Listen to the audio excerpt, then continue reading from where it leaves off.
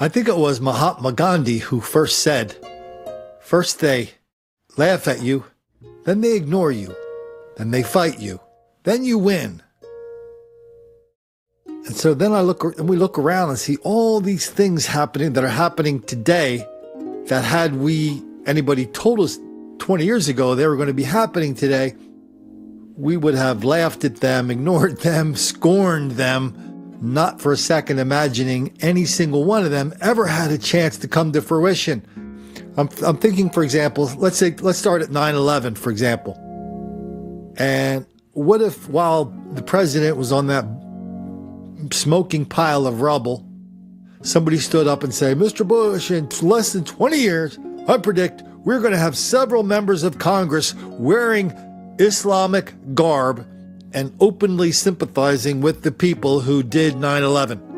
Everybody would say, no, Colin, that's stupid. Nobody's going to, I'm not saying I said that. I didn't. I would have been one of the people saying, no, that's stupid. That could never happen.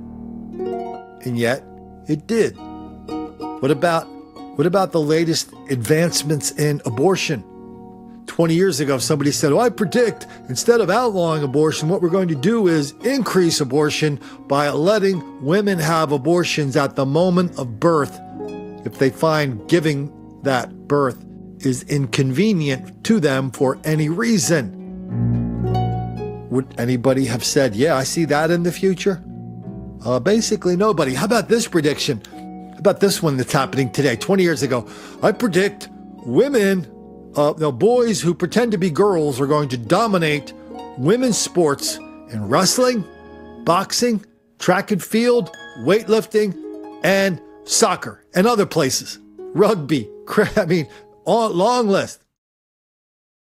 Would anybody have said, yeah, Colin, I see that coming? No, everybody would have said, no, we're not that crazy. We're not going to let mentally ill boys compete with girls in sports. By the way, it happens in the adult world too, in boxing and other places. And so all these crazy ideas start out as that are widespread now and that widely accepted.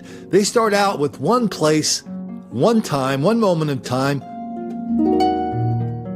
and it just makes a lot of sense to a lot of crazy people, so they push it.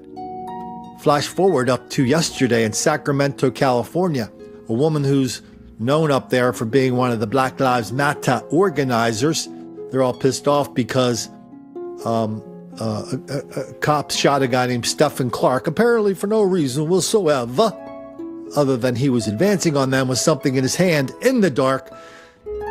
He was a known criminal, and he wouldn't stop advancing, and he wouldn't put down whatever he had in his hand. They shot him dead. Everybody's all pissed at that. And now the logical conclusion of that is what they're calling the new abolition.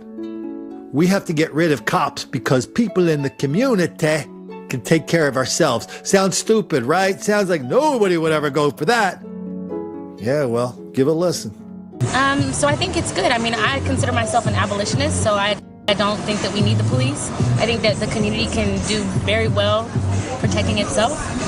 So I think that it's a step in the right direction to stop making it. You've seen the police have been called on people all over the country for really stupid reasons, and sometimes it ends up in people getting killed. So to eliminate that, just don't call the police. Yeah. I know it's not here in Sacramento, but do you think it is something that would divide us more, or could it send the right message, or what do you think? I don't think the things that we do have the power to divide us. I think that people are already divided. People have already chosen a side. It's gone on so long and it's been so public in the public eye that people have already decided who they're with. So I feel like it's not going to divide us, but it is going to protect us.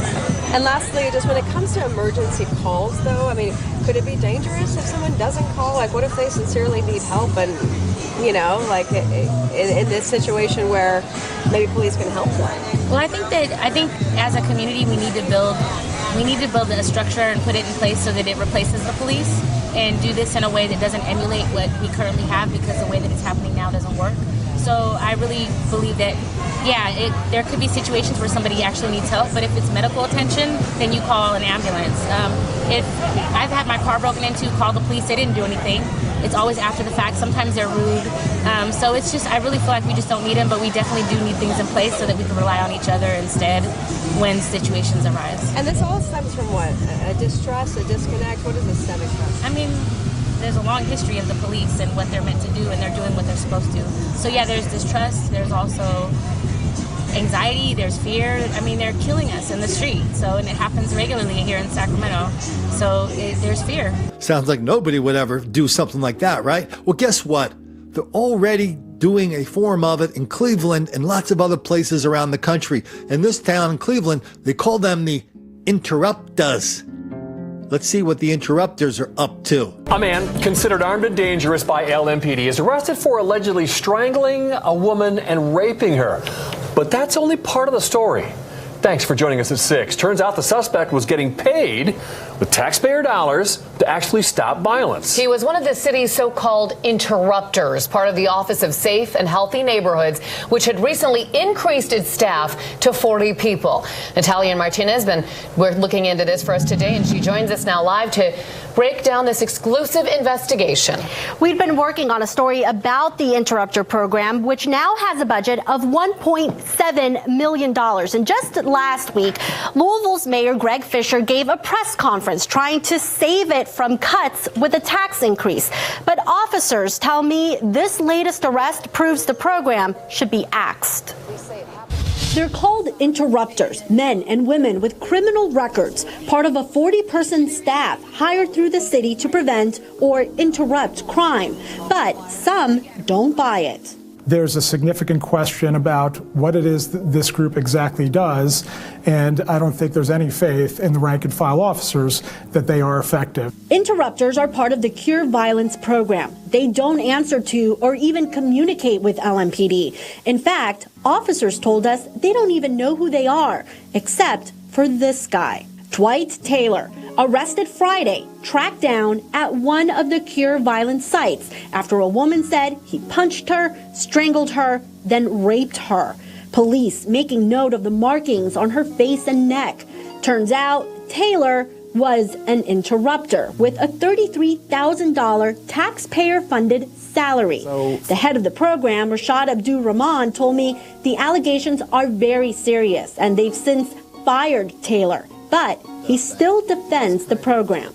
This kind of approach is absolutely the future of what public safety needs to look like. Abdur-Rahman says homicides are down, in part because of interrupters, and says their criminal backgrounds are necessary. They feel like they have a debt to their community, they have a debt to their neighborhood, they want to repay that. They want to be a positive force. Councilman Anthony Piagentini says the program hasn't proven its worth and questions the interrupters' accountability. In fact, he says shootings are up. It sounds very interesting. It sounds revolutionary. So I'm not interested in faith. I'm interested in results. Another note, Chicago piloted an interrupters program. I gave their police department a call, and they told me they no longer work with interrupters, especially after one of their leaders was indicted as part of a federal drug and gang probe. They have a version of the interrupters in my little town of Wilmington, Delaware. Lots of other towns have them too. In my town of Wilmington, Delaware, they're called, something peacemakers. They give out a flyer. The first thing on the flyer, it says to the young fellas in the streets, it says, "Don't talk to cops. Don't talk to cops." So this is like the official version of stitches for snitches. And now these same people that say, "Don't talk to cops," they come around the year later and they go, "Hey, look, crime is down." Yeah, it's because people aren't reporting crime because you created an atmosphere hostile to people to report crime. It sounds far-fetched. It's not. It's happening right now.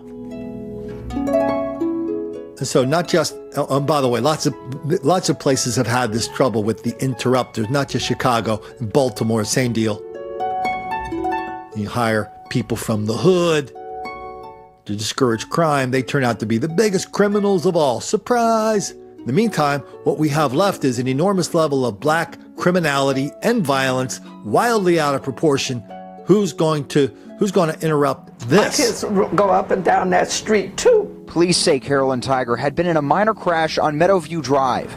That person followed her down Elm Eugene Street and blocked her at the intersection of Patton Avenue. Her and two other people, including a child in a car seat, stuck inside the car. Out of the vehicle, she zoomed off because she saw him going to the trunk. And when he was going to the trunk, I'm looking like, what is he getting ready to do? He then started shooting. Subject is 1032 with a AK-47 assault rifle. Carolyn tried to drive away but crashed into this fence. She later died at the hospital from a gunshot wound. Her alleged killer took off in a blue Hyundai. That's my great-grandbaby. Those who live nearby, like Mary, now taking a closer look at her family photos. That's my granddaughter, my great-grand. As she becomes sick at the thought of losing someone because of random anger. Could have paid for it to get that fixed. Why would he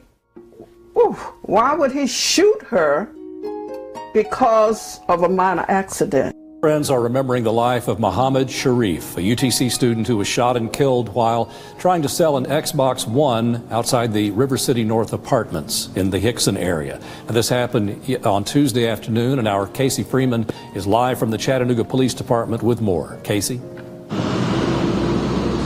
Well, David, Chattanooga police investigators have arrested this man, DeMarcus White. He was charged with criminal homicide. Mohammed Sharif's friends shared their condolences on Facebook. Dozens of people posted on Facebook with a heavy heart after the news about the death of their friend Mohammed Sharif. Chattanooga police investigators say Sharif's phone records show he was in communications with DeMarcus White earlier in the day. The two were exchanging messages on Facebook about selling an Xbox One. Sharif's friends posted on Facebook calling him uplifting. Out of respect for the family, they did not want to go on camera, but they say Sharif would have given the guy the Xbox if he really needed it that bad. According to court documents, White messaged Sharif intending to rob him for the Xbox. During the robbery, White shot Sharif in the back. A friend posted saying, "This makes me sick that someone could do something so heartless." Sharif's Facebook profile says he was a student at UTC and a member of the class of 2019. Another classmate posted thanking him for guidance through freshman and sophomore year.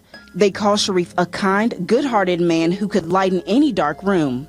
Judy Williams says she was watching TV when she noticed the alarm. And the back light come on, the buzzer went off, and I went out there just expecting to see a little animal of some sort, and walked about 20 foot away from the back door, and a tall, thin guy come running from the back of the garage and grabbed me, slammed me to the ground face down, and started beating me over the head with a rock or some kind of stone on my back. I had my hand over the back of my head and screaming for my husband. And Judy says after hearing her scream, her husband Gene came to her rescue, but she says that's when the attacker changed his focus to Gene. I ran in the house and got the gun and come out and just started shooting, and he ran. Both Gene and Judy have substantial injuries. Minor bruises and cuts and stuff, and on my hand where I had my hand over my head, and I have several staples in the back of my head where I never did lose consciousness, but a lot of blood.